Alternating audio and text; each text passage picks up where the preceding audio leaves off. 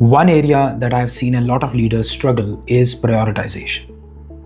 Now, there are a lot of expectations from leaders, right? There are expectations from team, from clients, from self, from management. और इन सारी expectations के बोझ के नीचे कहीं ना कहीं लीडर जो है वो थोड़ा दबा हुआ सा महसूस करता है. You can feel that sense of overwhelm कि यार इतना ही टाइम मेरे पास है, क्या क्या करूँ, कब करूँ, कैसे करूँ. Now today I'm going to talk to you about a very simple tool that might not solve your problems 100%, but it will help you get better at prioritization, get better at understanding what to focus on now, what tomorrow, what next week, next month, next year. वो clarity मिलनी शुरू हो जाती है. तो एक बहुत ही effective tool है. इस टूल को बोलते हैं आइजनहोवर matrix.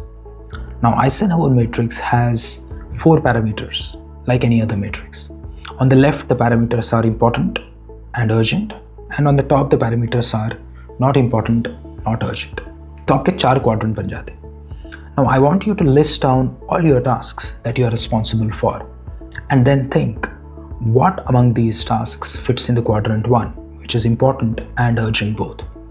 What fits in quadrant 2, which is important but not urgent.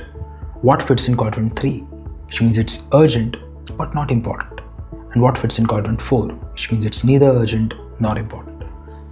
जब आप इन 4 क्वाड्रेंट्स में चीज़ों को डाल देते हैं तो थोड़ी क्लैरिटी आने लग जाती है कि ठीक है, शायद मुझे 10-12 चीज़ें करनी है क्योंकि ये मेरे से एक्सपेक्टेशंस हैं, लेकिन इन 10-12 चीज़ों को मुझे अभी नहीं करना है. इनमें से 4 हैं जो अर्जेंट और इम्पॉर्टेंट हैं, तो वो मुझे स्केड्यूल करनी पड़ेगी, शायद एक दिन में, एक हफ्ते में, based on the timelines and deadlines of it. तो वो आप मैट्रिक्स में Q1 में डाल दीजिए और अपना कैलेंडर खोल के उसको अकॉर्डिंगली स्केड्यूल कर लीजिए.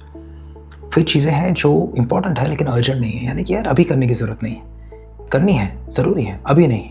दूसरा सवाल दिमाग में आना चाहिए कि ये ज़रूरी नहीं है कि ये मुझे ही करनी है, और कौन है जो इसमें मुझे सपोर्ट कर सकता है. क्या मैं किसी को डेलीगेट कर सकता हूँ, क्या ये आउटसोर्स किया जा सकता है.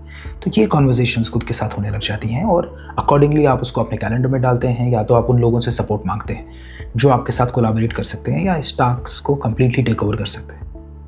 फिर टास्क आते हैं जो अर्जेंट भी नहीं है, इंपॉर्टेंट भी नहीं. तो वहाँ पे आपको सोचना पड़ेगा कि यार ये करने की ज़रूरत है भी कि नहीं, क्या इसको कम्प्लीटली इग्नोर किया जा सकता है या किसी ना किसी पॉइंट पे इसको करना पड़ेगा, और क्या मुझे करना है या मैं किसी और से करवाऊँ, क्या किसी को हायर करूँ, क्या किसी को ट्रेन करूँ. ये सवाल आपके दिमाग में आने लग जाते हैं. तो जो ये आइजनहोवर मैट्रिक्स है, ये एक बहुत इंपॉर्टेंट प्रायोरिटाइजेशन टूल बन जाता है, क्योंकि आपका जो ओवरवेलमिंग लिस्ट ऑफ टास्क है ना, जहाँ लगता है मुझे इतना कुछ करना है, ये आपको एक सेंस ऑफ रिलीफ देता है कि सब कुछ अभी नहीं करना है, सब कुछ मुझे नहीं करना है. Over a period of time एक दो चीज़ें करके, based on the urgency, based on the importance, we will get these tasks done. तो 1-2 चीज़ों का ध्यान रखने की ज़रूरत है. That every day you need to spend at least 15 to 20 minutes to look at your sheet of tasks and see where they fit into this matrix. And number 2, it's very important to look at your matrix every day to see if you need to replot things. क्योंकि चीज़ें change होती रहती हैं, right? There are expectations that would change. Some situations would come where you would need to refigure कि शायद मुझे different quarters में move करने की ज़रूरत है इस चीज़ को. तो it's an evolving exercise over a period of time. और आप इसको जब 1, 2, 3 महीना करेंगे, you will realize that it will bring a lot of effectiveness and a lot of ease in your way of planning and in your way of executing things. So try this Eisenhower matrix and let me know in comments how it has helped you and what challenges you faced while doing it, and we can address them in the future videos.